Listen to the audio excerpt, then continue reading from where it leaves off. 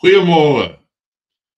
Dit is maandagoggend 15 Desember 2025. Ek groet julle oude gewoonte hier vanaf die walle van die Groot Rivier, waar dit ook die afgelope paar dae lekker gereën het. En ons is dankbaar daaroor. Nou ja, ek is terug na 5 dae breek, bietjie weggeklip see toe vir 5 dae saam met my oudste kinders wat 'n bietjie hier kuier. En ja, terug in die tuig en gaan ons voort en neem net kennis dat die SBB kantore is gesluit, maar dat alle administratiewe funksies voortgaan deur die korrekte nommers te skakel, sal julle steeds gehelp word. Dan wil ek almal herinner aan die geloftefees wat môre 16 Desember plaasvind. Ek self gaan toespraak maak by Slypsteen Gasteplaas, waar ons in redelike groot getalle bymekaar gaan kom om 10:00 en waar ons met 'n preek gaan begin, waarna ek dan ook die geleentheid sal hê om 'n paar woorde te sê, 'n paar woorde van motivering en wat belangrik is vir ons om te onthou met geloftefees. Onthou egter dat ek nog steeds môreoggend my normale uitsending sal doen, wat om 7:00 dan op die lug sal kom. Maar vanoggend wil ek met julle gesels oor iets baie interessants.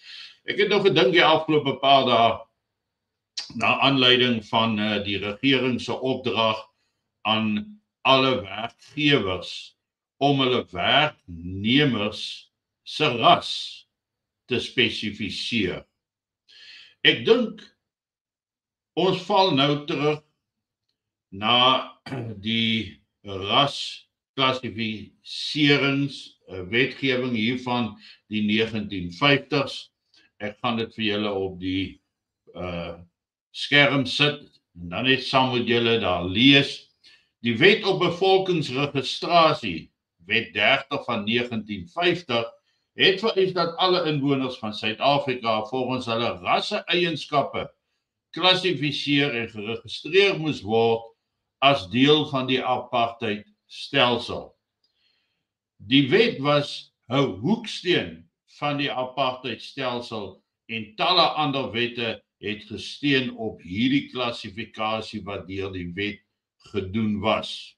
Nou ja, die wet het voorsiening gemaak vir 3 basiese rassifikasies: swart, wit en bruin, en Indiër is later ook dan bygevoeg. En julle sal onthou in die ou groen ID boekie was daar 'n duidelike ding aangeteken hier aan die einde waar hierdie goed gewys word. So, nou vra 'n mens die vraag, want ons word daagliks vertel hoe sleg apartheid was, hoe verkeerd is apartheid, en nou kondig die regering aan dat werkgewers hulle werknemers volgens ras moet klassifiseer. Dit beteken dat met 'n oogopslag van 'n naamlys jy onmiddellik kan sien wie is wit, wie is swart, wie is bruin. En dis 'n wet wat in 1991 reeds geskraap was. Dit was een van hierdie basiese wette wat hulle aangedring het moet geskraap word.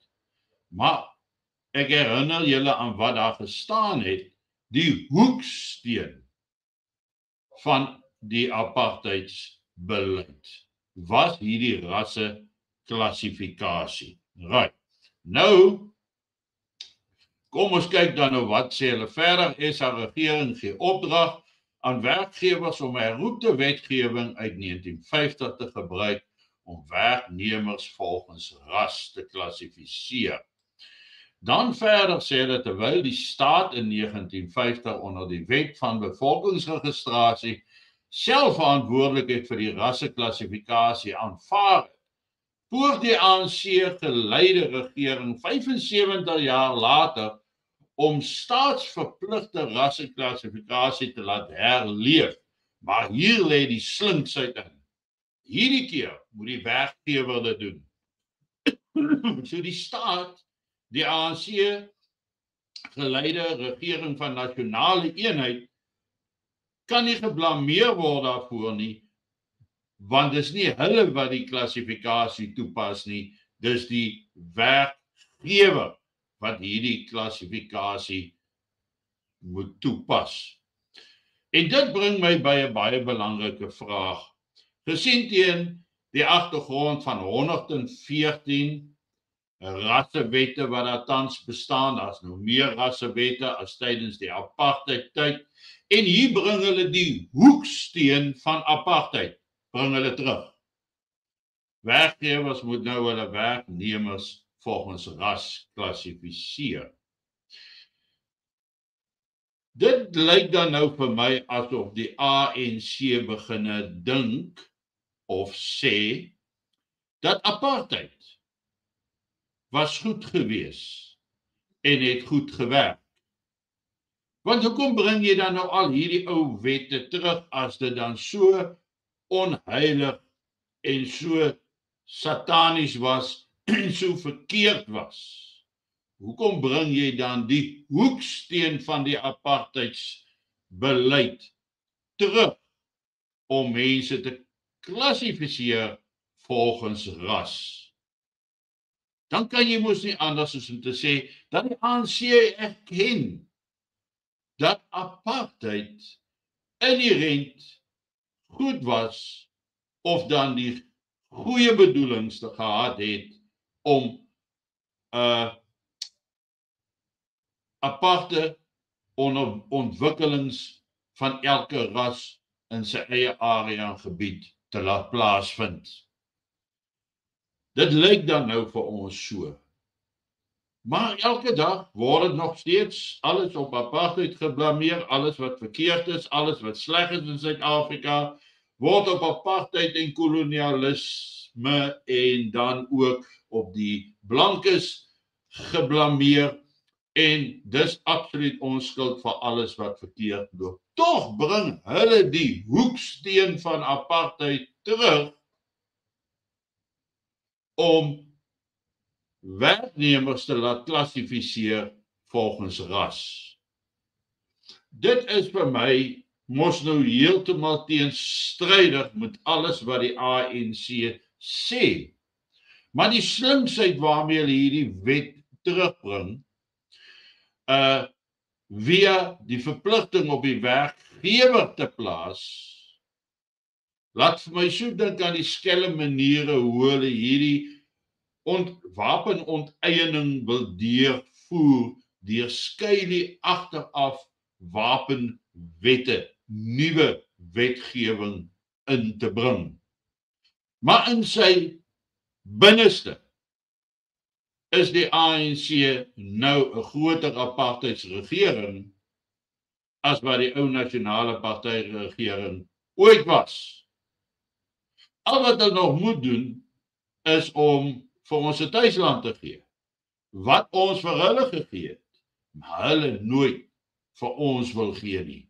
Maar al die ander wette is daarop gemik om die blanke dood te smoor, om hom te vernietig in Suid-Afrika, totdat daar niks meer oorbly nie. Want ons weet, daar is blankes wat 'n snaakse van aangeneem het hier en daar, juis om regverdig aangestel te kan word, maar op die ou end van die dag, met die terugbring van rasklassifikasie, gaan dit ook nie meer werk nie.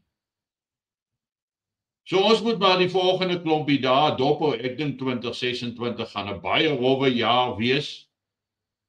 Baie dinge gaan gebeur, baie dinge gaan verander, en ons gaan absoluut, dink ek, net soos die afgelope jaar 1925 verstom was oor wat gebeur het, gaan ons volgende jaar nog meer verstom wees. Maar dit is vir my duidelik dat die ANC-geleide regering van nasionale eenheid meer en meer die moderne apartheidsregering word. Want deur daai wette terug te bring, erken hulle dat dit goed was en dat dit reg was en dat dit gewerk het. Kom ons kyk, wat doen hulle in die nuwe jaar? Geniet vanoggend jou kondensmelk koffie en ek is dan môreoggend weer terug by julle. Mooi loop, 'n lekker dag vir elkeen en ons gaan nog lekker saam kuier hier oor Desember maand.